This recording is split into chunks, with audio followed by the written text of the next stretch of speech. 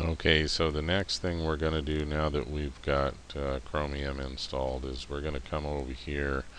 Actually, I'm going to flip out to a terminal for this next one. I'm going to do a Control-Alt-T, and that gets me out to a terminal, and I need to get the Compiz Settings Manager going. There's another version, of course, in the Software Center. If you type in Compiz, which is already loaded, but you got to get the manager. That would be right here. Now the interesting thing about this doesn't have quite as many of the tweaks. It's certainly acceptable to install this if you're not comfortable out here in a terminal, but if you're out here in a terminal, you can get Compiz with all of the extra plugins. I'm over on the other monitor right now. I'm just going to do a Control-C to copy and swing back over here, do a Control-V. Well, I think I'm going to paste it in there. Let's see how paste. Okay, so notice that it starts with sudo, meaning administrative privileges, and then they all start with apt-get install, and then you've got this long line of text.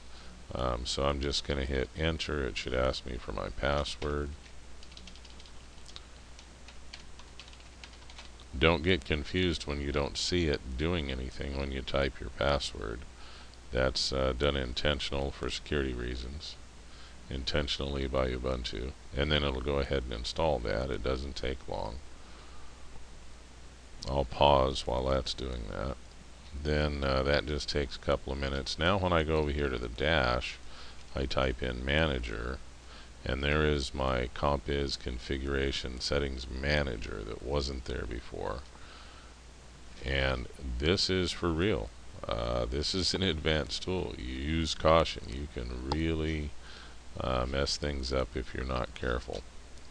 So the first thing I always need to do to get the cube working, I need to go to General Options, and Desktop. So I need to change this to 4. This needs to all read 411, and then go back. And then down in Desktop, I need to turn the desktop cube on, and so that means that I need to disable the wall. And I need to turn rotate cube on. It's going to be really interesting. I've never done this with multiple monitors. I wonder how this is going to work. So rotate cube, I like that. So just those two boxes are the only ones that I'm worried about right now. Now over here in effects, I also like 3D windows. And that's about it. I don't like to get in here and mess around. Right now, if you notice, if I shake that, I do like the wobbly windows. So that means I have to disable the snapping windows in order to get my wobbly windows to work.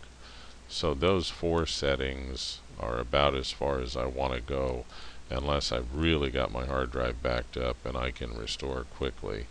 I'm going to leave that alone. What that allows me to do, though, is what I love about that is I can have other things open on other desktops, and in theory what should happen